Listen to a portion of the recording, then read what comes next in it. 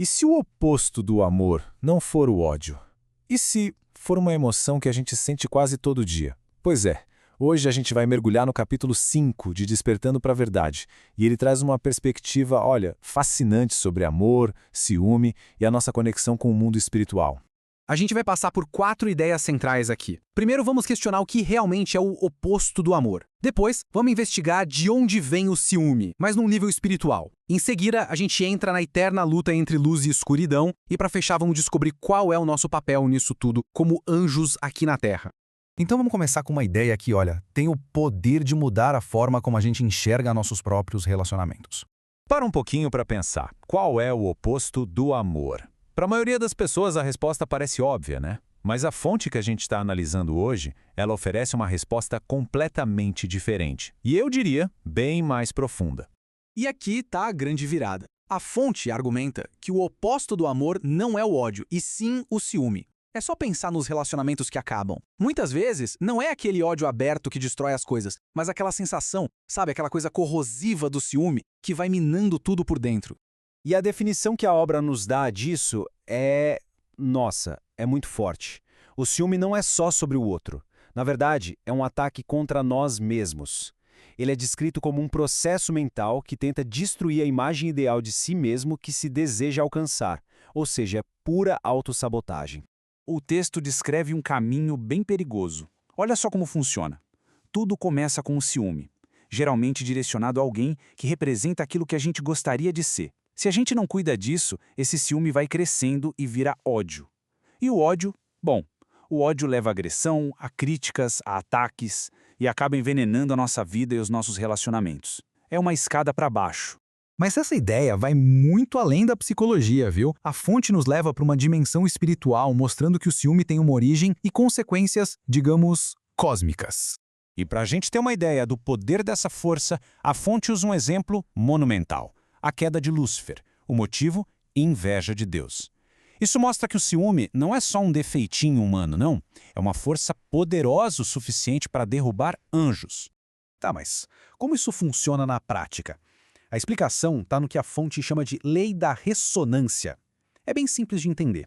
Semelhante atrai semelhante. Pensa numa estação de rádio. Nossos pensamentos, nossos sentimentos, eles emitem uma frequência. E essa frequência vai sintonizar e atrair energias parecidas do universo espiritual. E essa imagem aqui ilustra o perigo perfeitamente. Sentimentos como, sabe, aquela alegria com o problema do outro, eles criam o que o texto chama de ponto de contato. É como se a gente abrisse uma porta, ou melhor, como se jogasse uma escada de corda para as energias negativas, convidando elas para entrar na nossa vida. E o resultado dessa conexão é bem real e bem doloroso. A fonte diz que isso se manifesta na nossa vida como ruína, fracasso, diversas doenças, desarmonia nos relacionamentos, enfim, uma vida de sofrimento. E tudo isso por causa daquela escada de corda que a gente mesmo jogou. Bom, e tudo isso nos leva a uma questão fundamental, né? A batalha entre o bem e o mal. Como será que a fonte enxerga essa dinâmica? A premissa central é simples, mas muito poderosa. Deus é definido como uma luz avassaladora, uma luz absoluta. E aqui vem uma ideia crucial sobre o mal. A escuridão, os demônios, eles não são uma força oposta e com o mesmo poder da luz. Pensa bem, a escuridão é simplesmente a ausência da luz. É como uma sombra. Uma sombra não tem poder próprio, ela só existe onde a luz não está chegando. O mal, segundo a fonte, é basicamente isso, uma ilusão criada pela ausência de Deus. E essa citação resume tudo perfeitamente. Não há escuridão, mal ou demônios neste mundo que possa derrotar a luz. Isso traz uma mensagem de muita esperança, né? A vitória da luz não é só uma possibilidade, é uma certeza. Ok, então se a luz sempre vence, qual é o nosso papel nisso tudo? Onde a gente entra nessa história? A última parte da nossa análise foca exatamente nisso. Como nós podemos nos tornar agentes dessa luz aqui na Terra? A fonte nos dá 3 antídotos bem práticos contra a escuridão. O primeiro, ter um coração compassivo, aquele que quer ajudar quem falhou. O segundo, ter um coração que abençoa o sucesso dos outros. E o terceiro, que conecta tudo, direcionar nosso coração constantemente para Deus, para a luz.